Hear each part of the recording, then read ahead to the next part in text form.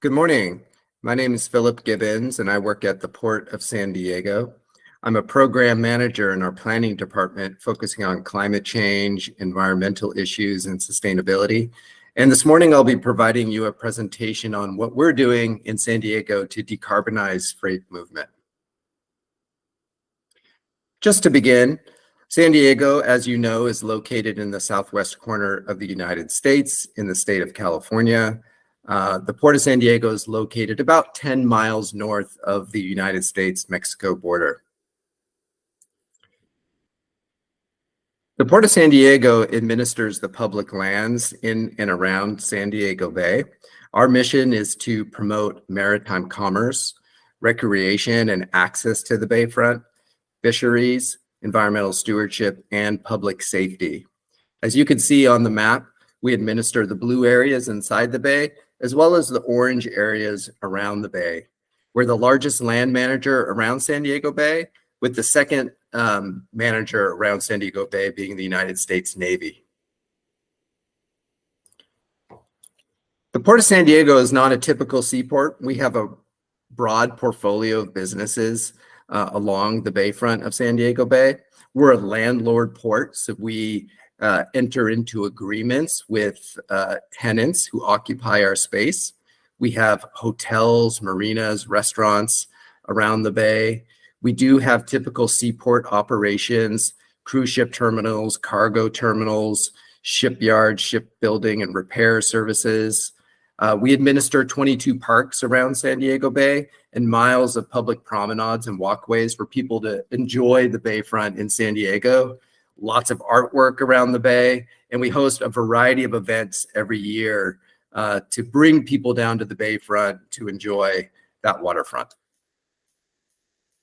But today's focus will be on our working waterfront, mainly focused on our cargo marine terminals and what the Port of San Diego is doing to bring more sustainable freight and goods movement to our region.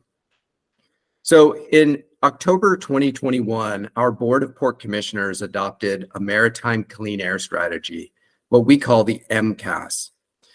The MCAS has a vision of health equity for all, and we started this plan so that we can proactively prepare for new technologies and infrastructure involved in goods movement, focused mainly on zero emission technologies that I'll describe shortly. Our marine terminals are adjacent to what's called the portside communities. So these are neighborhoods in California that are overly burdened by pollution. So they have a lot of pollution in these areas that you see in green that are adjacent to the port. And our duty is to protect the environment and to improve air quality in those regions. Our Maritime Clean Air Strategy, or MCAS, has 34 measures and objectives to improve air quality. We're focusing on the emission sources that you can see on the left-hand side of the screen. Our focus is to transition equipment, vessels, and vehicles to zero emission or to lower emission technologies as appropriate. And we also have a variety of objectives focused on community enrichment, such as urban greening, providing park space, as well as improving public health. For example, investing into air filters for residents so they can clean the air within their homes. We also have long-term aspirational goals included in our MCAS, and these serve as a beacon for us at the port to align our resources and ensure that we're staying on track to fulfill our zero emission requirements. So for example, one of our main goals is to transition diesel trucks to zero emission technologies. By the end of this decade, we'd like to see 100% zero emission truck trips to our terminals by the year 2030. Similarly, we're trying to advance cargo handling equipment. So these are the pieces of equipment that move cargo on the terminal to zero emissions, again, by the end of the decade. And we're also trying to show leadership by converting our own fleet of vehicles at the port to zero emissions, also by the end of the decade. This slide and map showcases many of the projects that we've already begun to date. So far, the port, its tenants, and its operators have invested roughly $85 million into port electrification. This includes things like shore power, demonstrating electric trucks along our working waterfront, investing in a microgrid to build energy resilience at our terminals, as well as transitioning our own fleet to zero-emission vehicles. And I'll explain some of these in a little bit more detail on the upcoming slides. So commercial hovercraft is a unique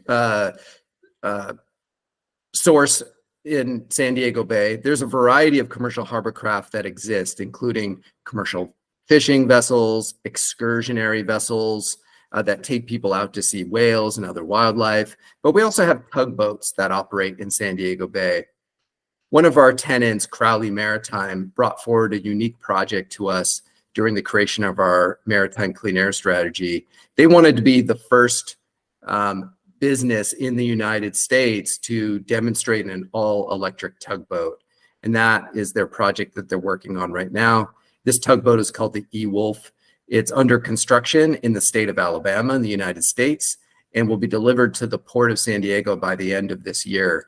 This is a big machine. It has a 6 megawatt hour battery capacity on board. And it has a unique charging system on the land that includes both power from our utility grid, as well as a battery backup that is 3 megawatt hours in capacity with a small solar canopy. This tugboat can receive up to 1 megawatt of energy to charge. It's the intent of this tugboat to operate on 1 battery charge a day. However, in some instances, it may need to recharge during the course of its daily duty cycle. We're really pleased with this project because one of our tenants brought it to us because they want to work on sustainability in the United States and in San Diego Bay. So we're thrilled to host it here in San Diego. When it comes to cargo handling equipment, there's a lot of different equipment that operates at a port, from cranes that lift cargo to other forms of lifting equipment such as forklifts or reach stackers or container stackers, as well as specific type of trucks that operate specifically on a terminal and not over the road. The Port of San Diego invested $14 million into the all-electric mobile harbor cranes that you can see in the top picture. These cranes are on a ship right now as we speak and are coming to the Port of San Diego to be deployed. These will be the first all-electric mobile harbor cranes in North America, and they have a lifting capacity of 400 metric tons. These cranes are going to replace the most polluting piece of equipment that's on our terminal right now. That's called a Gottwald crane. It's a 30-year-old crane that has a 100 metric ton lifting capacity. So with these new cranes, we're going to be able to lift more weight and do it all with zero emissions. Other types of equipment that our tenants have been investing in include electric reach stackers. You can see that in the bottom left of the screen. This machine has the capability to lift almost 100,000 pounds of cargo. And then in the bottom right, you could see the electric terminal tractors that our tenants are also investing in right now.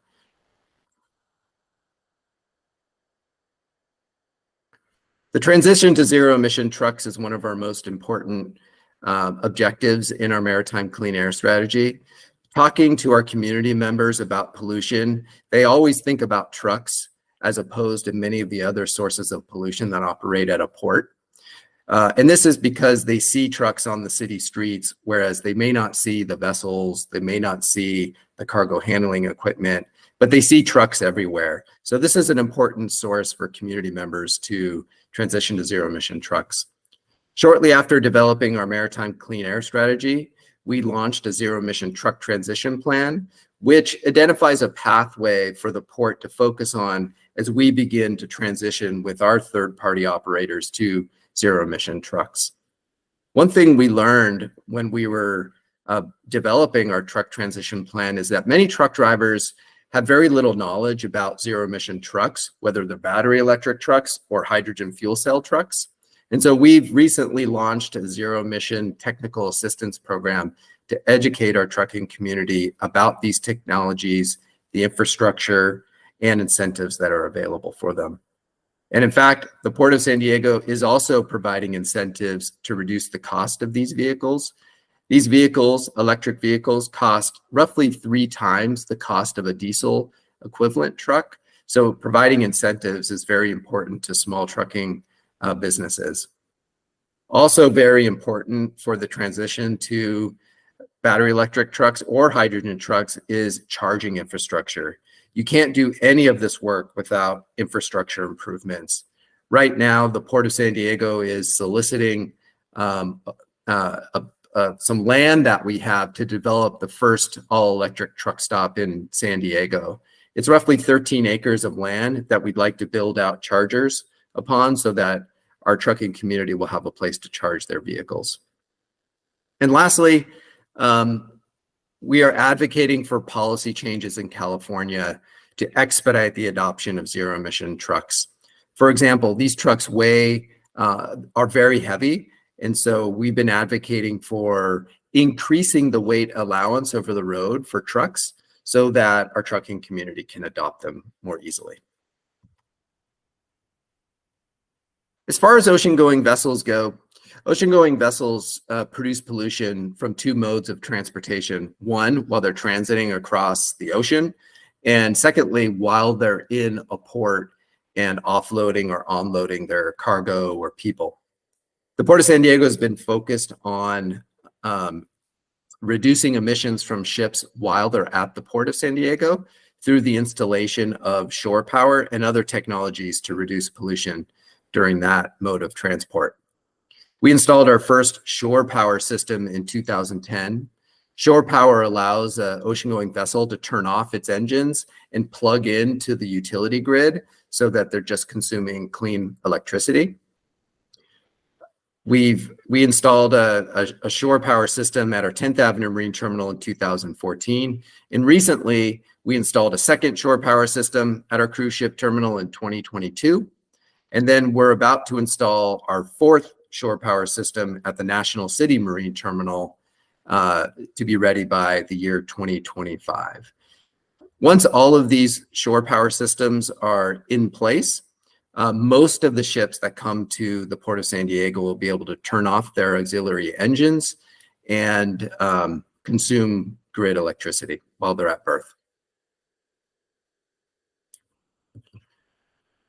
The Port of San Diego has learned a lot about decarbonizing freight movement over the past couple of years, and I'd like to share a couple of those thoughts. First, being on the bleeding edge is hard. That's a phrase meaning when you're trying to do something for the first time, it's never easy. There's a steep learning curve for all of our port tenants, as well as our operators and community members involved in goods movement to transition to zero-emission technologies. It takes a lot of time to build up that knowledge about these vehicles and vessels and equipment for third parties to invest in them. Probably the most important lesson is to start planning for infrastructure. Building infrastructure takes a long time.